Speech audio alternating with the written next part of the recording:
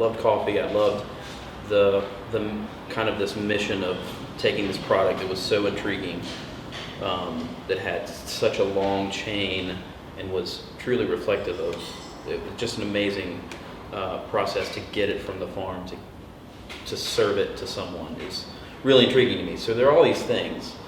Long story short for that is, it's about people that I'm serving across the counter. And so opening up a new location for me has been challenging me of like, all right, well, what is that really about? What am I trying to continue to do? Because there's the world of business and trying to make sure that you make enough money and,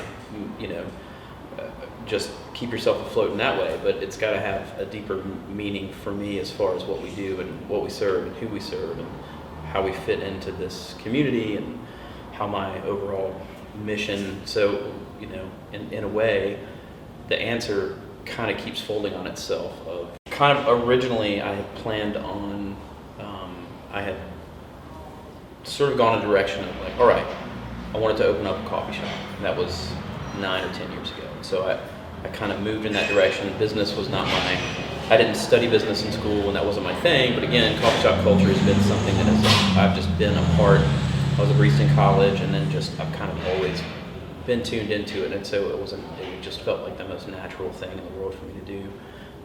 And so I spent a couple of years trying to orient that direction in business classes and doing a lot of stuff and research and figuring out how to do it. So heading that direction, trying to start my own shop, there was a coffee shop in town that was going for a year, and it was just kind of too much for them to handle. They had a location in a place just outside, 20 minutes outside of town here. They opened up one in Asheville, but then they put it on the market to sell it. And so, in deciding on whether to open up my own place and figure it out, or figure out a way to buy this existing coffee shop, I did that instead. And it was great because the analogy I sort of use is like I could either try to build a train and figure out how to get it running, or I could jump on this train that was moving. And from the time it was, I jumped on to moving it a year later and then rebranding 4 years later, I've taken that train that was moving and completely taken out every single part, I believe, from it and changed it now into what I really wanted it to be, which was kind of the birth of High Five Coffee, which is what happened, gosh, I guess 2.5 years ago. Awesome. So that was kind of the backstory to it was partly just to create what was to be my own place that I had intended on for a while, but then also it was also a practical reason in the confusion, because the place just outside of town, 25 minutes from here, they still actually have that old coffee shop with the same name. It was like, all right, it's a great way to practically end confusion, as well as it just feels like we're just a different place. It was a really unique experience in sort of birthing, if you will, this thing that I had been working on for so long, which was super wonderful and helpful to. And so how can we take what we offer and almost like open up this door, like you're about to spend $4 to $5 on a single drink.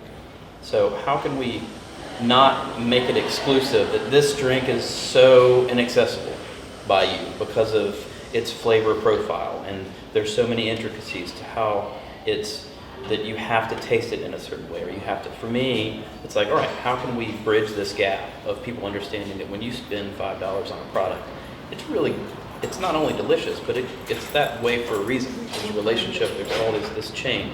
And so this, again, when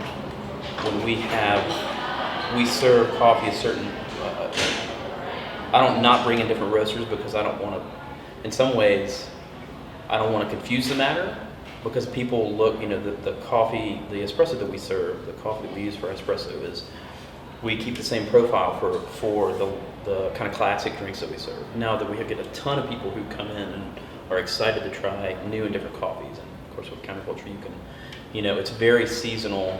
Coffee in general is seasonal, but it's wonderful because it's like, all right, not only are we choosing coffees that are seasonal, but we're doing so because of the relationship that's set up with them. So if we're seeing a lot of coffees that are the same, it's because there's a commitment to the relationships that are being formed with those farms. To me, in part, there's something that's really cool about saying, all right, I haven't seen this coffee for a couple of years because they went through a blight and they couldn't sell it. But guess what? Counterculture stuck with them. We're sticking with counterculture, and we're going to carry that coffee. And it might not be the highest rated coffee this year, but the next year it comes out. It's amazing how much development is happening, even over the last 6-7 years that we've carried. Seeing different coffees from the same region grow and develop. And as much as it's really fun to bring in other coffees and serve different things, it's also, that's kind of this sort of middle way of like being like part of this support network, to be like, Fruit's gonna burn it, whatever it is. So for me, I'm excited about kind of expanding the market of kind of helping folks take really good coffee and being able to make it home too, which will be a fun sort of thing. So we're going to serve all those, each one of those methods will have that, people can come in and have a clever, or they can have a Chemex, or they can have the pour over. They can have a cup of it. It's like, oh yeah, I really like that. And if they want to buy it, we'll help them navigate how to do that at home. So yeah, and then some fun, EK43 is going to be there. And, we've got a couple of Mythos grinders, which are fantastic. We have a couple of those here too. But so some fun equipment, which is always the part that's fun to geek out about. But it's going to look pretty cool. It's going to look good. Yeah, I'm excited.